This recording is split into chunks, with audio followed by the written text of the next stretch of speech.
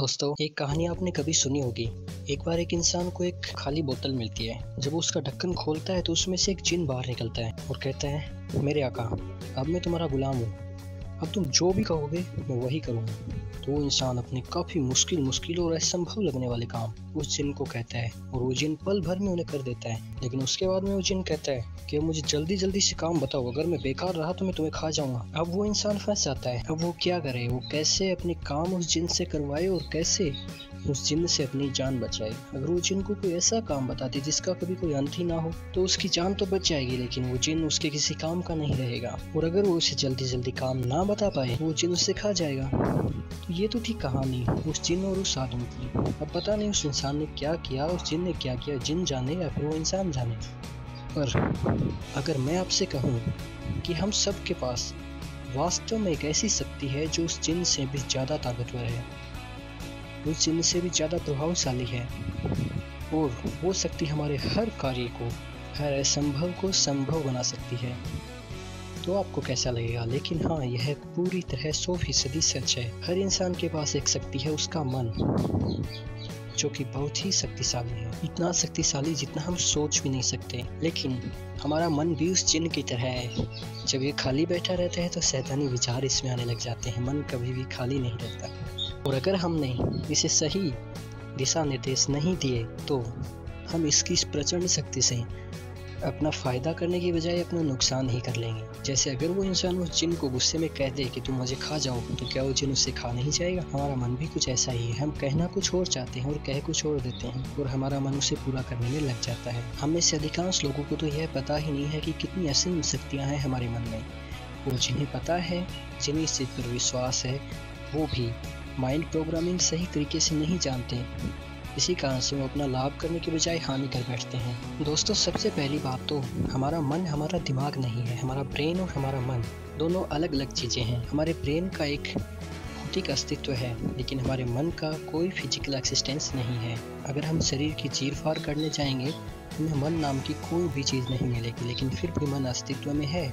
उसे महसूस किया जा सकता है और उसकी सहायता से बड़े काम किए जा सकते हैं। इंसान ने जो भी किया है अपने मन से ही तो किया है। हमारा ब्रेन एक सहायक उपकरण है, जिसकी सहायता से हमारा मन, जो कि एक दूसरा उपकरण है, वो कार्य करता है। दोस्तों, मनोवैज्ञानिकों ने सदियों की खोज के उपरांत पाया है कि हमारा मन एक अति विशाल समुद्र में तैरते विशाल हिमखंड की तरह होता है। एक हिमखंड जिसका 10% भाग ही पानी से ऊपर हमें दिखाई देता है, जबकि उसका 90% भाग पानी से नीचे रहता है। वो हमें दिखाई तो नहीं देता, लेकिन बड़े से बड़े जहाज़ों को चकनाचूर कर सकता है। और दिखाई देने वाले बर्फ़ के टुकड़े की तुलना में न दिखाई देने वाले हिमखंड की क्षमता कई गुना अधिक होती है। इसी प्रकार हमारे मन का लगभग 10% हिस्सा चेतन मन यानी कॉन्शियस माइंड होता है, जबकि 90% हिस्सा अनकॉन्शियस माइंड यानी अचेतन मन होता है। और हमारे मन की वास्तविक शक्तियाँ हमारे अचेतन मन में ही निहित होती हैं। परंतु समस्या यह है कि हम केवल चेतन मन को ही नियंत्रित कर सकते हैं। हमारा अचेतन मन हमारे नियंत्रण में नहीं होता।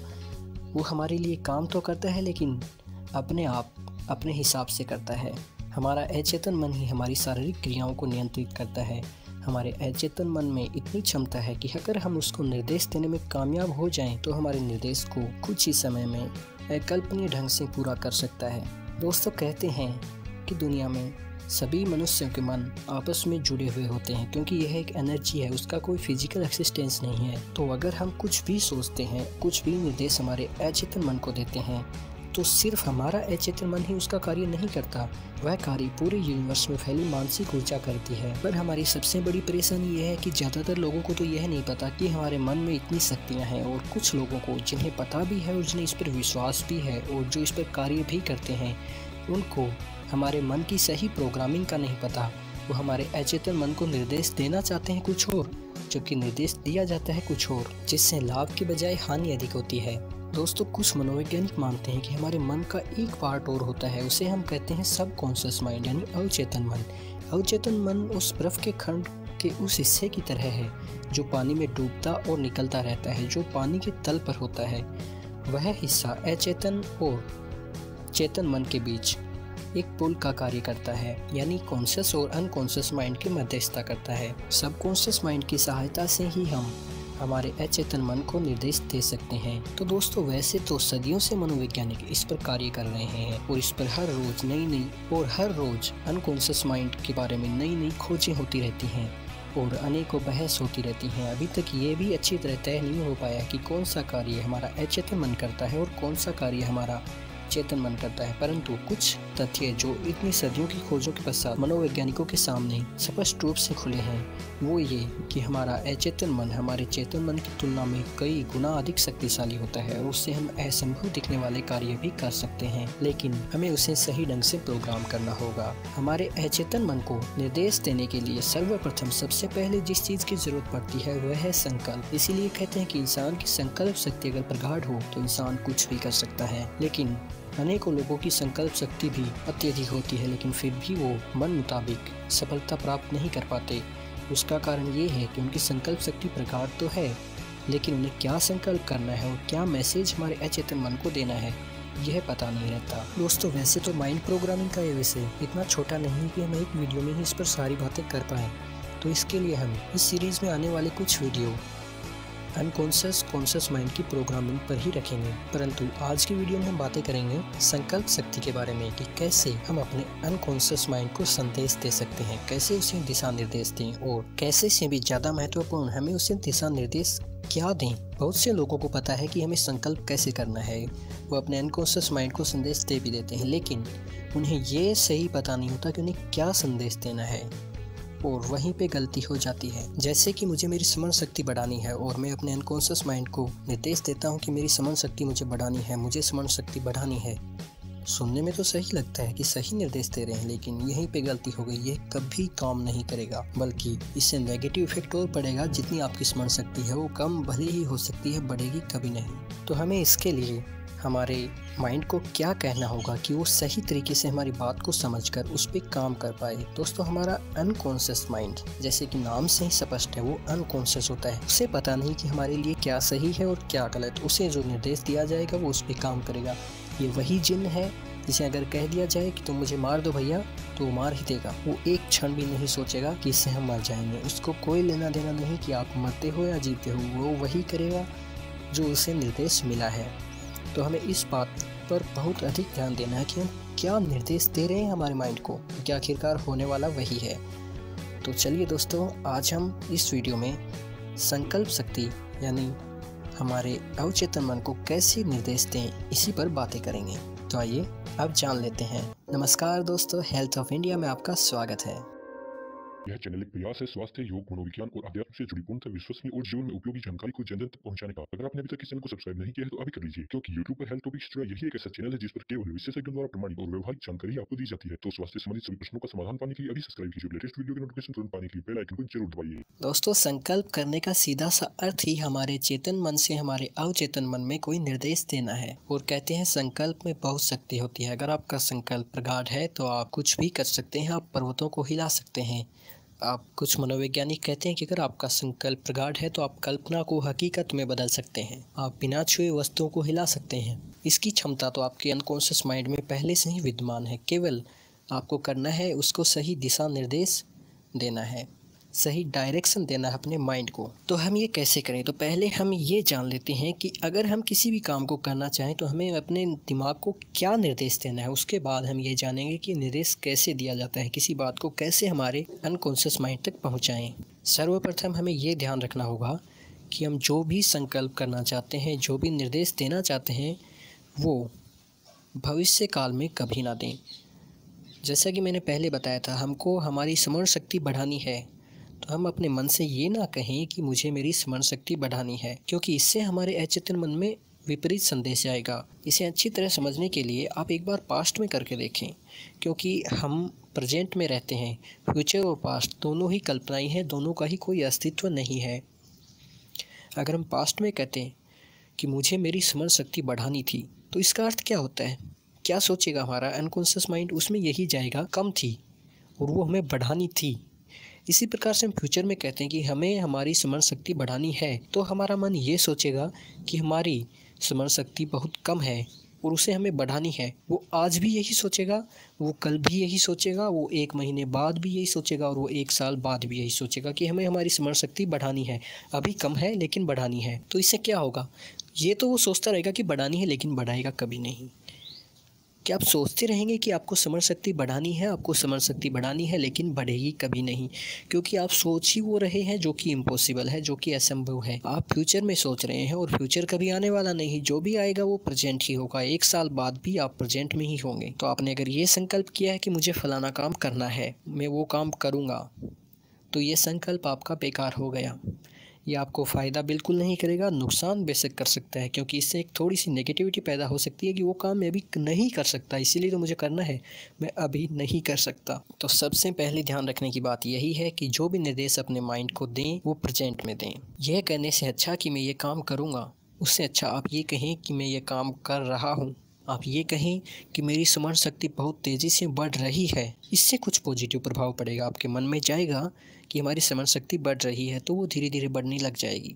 लेकिन अगर आपको इससे भी स्पष्ट निर्देश देना है, आपको साफ कहना है और आपको तेज़ी से अपनी स्मरण शक्ति बढ़ानी है, तो आप निश्चित समय दीजिए। जैसे आज 26 अप्रैल है, आप कहिए मेरी स्मरण शक्ति बहुत तेज़ है और 26 मई तक मुझे मेरी स्मरण शक्ति को इससे भी कई गुना आगे तक बढ़ाना है। अब क्या हो गया, आपने अपने माइंड की प्रोग्रामिंग कर दी, उसको एक निश्चित समय दे दिया 26 मई तक।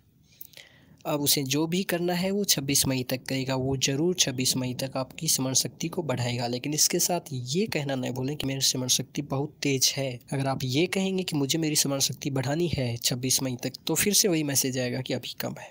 इसी के साथ दूसरी ध्यान रखने की बात यह है कि आप अपने मन को संदेश दें, या फिर आप प्रार्थना करें, या फिर आप भगवान से कुछ मांगें, उन सभी में आपको इस बात का ध्यान रखना ज़रूरी है कि आप नेगेटिव शब्दों का यूज कभी ना करें। जैसे आप किसी एग्ज़ाम की तैयारी कर रहे हैं और उसमें आपको डर लग रहा है कि आप पास नहीं हो पाएंगे, तो आप अपने अनकॉन्शियस माइंड को प्रोग्राम करते और आप कहते हैं कि मुझे फेल नहीं होना, या फिर आप भगवान से मांगते हैं, या फिर आप प्रार्थना करते हैं और उसमें आप कहते हैं कि मुझे फेल नहीं होना, तो ये एकदम ही उल्टी प्रोग्रामिंग हो जाएगी। क्योंकि अगर हम सीधे तरीके से समझना चाहें तो ये तथ्य कुछ इस प्रकार है कि मानसिक ऊर्जा नेगेटिव वर्ड्स को इग्नोर करती है। अगर हम कह रहे हैं कि मुझे फेल नहीं होना है, तो आप नहीं को हटा दीजिए। वो मैसेज वहाँ जा रहा है इस प्रकार से कि मुझे फेल होना है। अब ये क्यों जा रहा है? इसमें एक सीधी सी बात है कि आप अगर ये कह रहे हैं कि मुझे फेल नहीं होना, तो आपका फोकस किस चीज़ पे हो रहा है? आपके दिमाग में कौन सी भावनाएं आ रही हैं, फेल की या पास की? अगर आप फेल होने की बात कर रहे हैं तो आपके दिमाग में फेल होने की ही भावनाएं आ रही हैं और आपकी ऊर्जा उसी के इर्द गिर्द केंद्रित हो रही है। उसे नहीं पता आप नहीं कह रहे हैं या क्या कह रहे हैं, उस चीज़ से उसे कोई लेना देना नहीं। नहीं वर्ड का वैसे तो कोई अर्थ नहीं निकलता, लेकिन असफल होने का अर्थ निकलता है। और वो जो आपकी मानसिक ऊर्जा है, उससे कोई फ़र्क नहीं पड़ता कि आपके लिए क्या अच्छा है और क्या बुरा। उसको जो निर्देश मिलेगा उस पर वो काम करेगा। अगर आप उस ऊर्जा को असफलता के इर्द गिर्द लगाएंगे तो वो आपको असफलता की ओर खींच ले जाएगी, या कहीं कि वो ऊर्जा असफलता को आपकी ओर खींच के ले आएगी। तो आप कभी भी असफलता के रूप में बातें नहीं करें। कभी भी आप ये ना कहें कि मुझे असफल नहीं होना, बल्कि आप ये कहें कि मुझे सफल होना है। इससे ही सारा फ़र्क पड़ जाएगा। ये ध्यान से याद रखें, किसी भी प्रार्थना में या किसी भी संकल्प में कभी भी नेगेटिव वर्ड्स का यूज ना ही करें। तो दोस्तों, ये तो थी कुछ महत्वपूर्ण बातें कि हमें क्या संकल्प करना है। जैसे हमें हमारे आत्मविश्वास को बढ़ाना है तो हम क्या संकल्प करेंगे? हम कहेंगे कि मुझ में बहुत आत्मविश्वास है, लेकिन मुझे इस निश्चित समय तक मेरा आत्मविश्वास कई गुना तक बढ़ाना है। अगर आप सफलता के लिए संकल्प करते हैं तो आप कहेंगे कि मुझे सफल होना है, मुझे इस समय से पहले इस कार्य में सफल होना है। ध्यान रखें, समय की सीमा मन को ज़रूर दें, उससे एक निश्चित भाव पैदा होता है।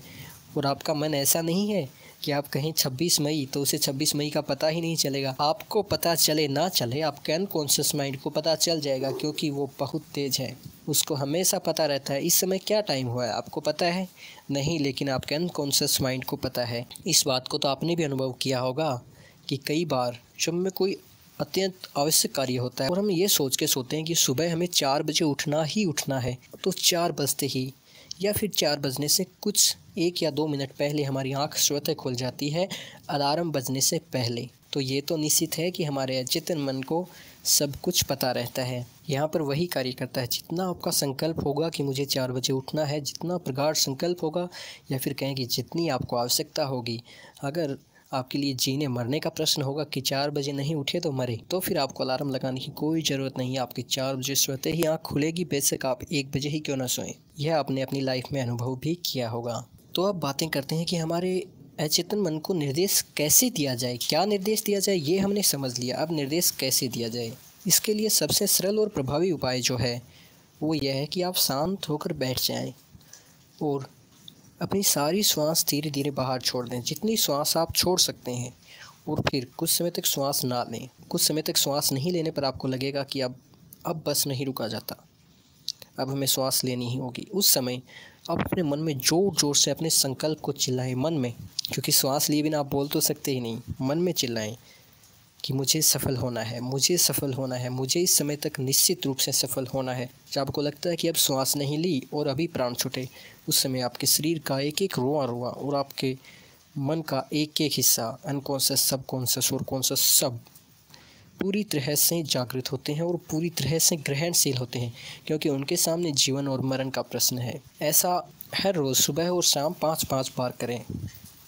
5 बार श्वास छोड़ें, कुछ समय तक प्रतीक्षा करें और जब लगे कि अब नहीं रुका जाता, उस समय अपने मन में ज़ोर ज़ोर से चिल्लाएं कि मुझे इस समय तक इस कार्य में सफलता अर्जित करनी ही है। इसी के साथ साथ आप अपने संकल्प को किसी कागज़ पर लिखें, बार बार लिखें, बार बार दोहराएं, बार बार लिखें और बार बार पढ़ें। और इसी के साथ एक बड़े से कागज़ पर लिख, जहाँ पर आप अपने दिन का अधिकांश समय व्यतीत करते हो, उसके सामने चिपका लें, ताकि वो आपको बार बार दिखता रहे और आपके चेतन मन में बार बार उसकी एक छवि बनती रहे। धीरे धीरे क्या होगा, वो आपके अवचेतन मन से होते हुए आपके अचेतन मन में चला जाएगा। और जैसे ही कोई बात आपके अचेतन मन में गई, समझो काम हो गया, फिर कुछ नहीं करना। साथ ही साथ सोने से पहले जब आपको नींद आ रही हो तो अपने संकल्प को दोहराते हुए नींद में प्रवेश करें। संकल्प हमेशा सकारात्मक होने चाहिए, उनमें नकारात्मक शब्दों का प्रयोग ना करें। जैसे उदाहरण के लिए कहें, मैं बहुत फुर्तीला हूँ, मैं सफल रहूँगा, तो आपका मन सफलता की उम्मीद तैयार करता है। यदि आप ये सोचेंगे कि मैं असफल रहूँगा, या फिर ये भी सोचेंगे कि मैं असफल नहीं रहूँगा, तो आपका मन असफलता के चारों तरफ एकत्रित हो जाता है और आपके शरीर से कहता है कि कोशिश भी मत करो, क्योंकि सफलता की कोई आशा ही नहीं है। फिर आपका मन ही नहीं करेगा कोशिश करने को, सफलता तो दूर की बात है। इसीलिए अपने मस्तिष्क में हमेशा सकारात्मक विचार रखें, सही विचारों को पढ़ते रहें, सक्सेसफुल लोगों की जीवनी पढ़ें, जिन्होंने कठिनाइयों के बावजूद सफलता को हासिल किया है, जो बार बार असफल होकर सफलता की ओर गए हैं, उनके अनुभवों को पढ़ें और अपने मन से कहते रहें, मेरी दुनिया में सब कुछ बेहतर होता ही जा रहा है। हर पल, हर क्षण, हर सांस के साथ सकारात्मकता मुझ में प्रवेश करती जा रही है। मेरे अस्तित्व के केंद्र में प्रेम का एक विशाल कूप है, जिसमें असीम प्यार छलकता ही रहता है। हर पल, हर क्षण मैं मुस्कुराता रहता हूँ, चाहे जैसी परिस्थितियाँ हों, क्योंकि मुझे पता है परिस्थितियाँ अस्थायी हैं। ये मेरे धैर्य की परीक्षा ले सकती हैं, लेकिन मेरा मूल स्वभाव खुश रहने का है, उसको कोई नहीं छीन सकता। मैं हमेशा आनंदमय हूँ। मेरा जीवन एक आनंद है, मेरा जीवन एक यात्रा है, जीवन बहुत सरल है। आज के लिए इतना ही दोस्तों। माइंड पावर की अगली सीरीज़ में हम बात करेंगे हमारे अचेतन मन से जुड़े कुछ और रहस्यों पर। तब तक इस पर ध्यान दीजिएगा।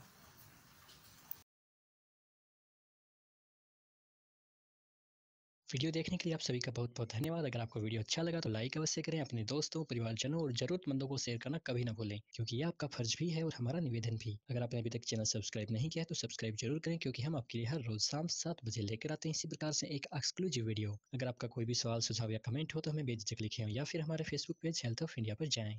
फिर से मिलते हैं कल शाम 7 बजे। तब तक आपके लिए यहाँ पर हैं कुछ और वीडियोज, इन्हें देखिए और अपना प्यार और साथ यूं ही बनाए रखिए।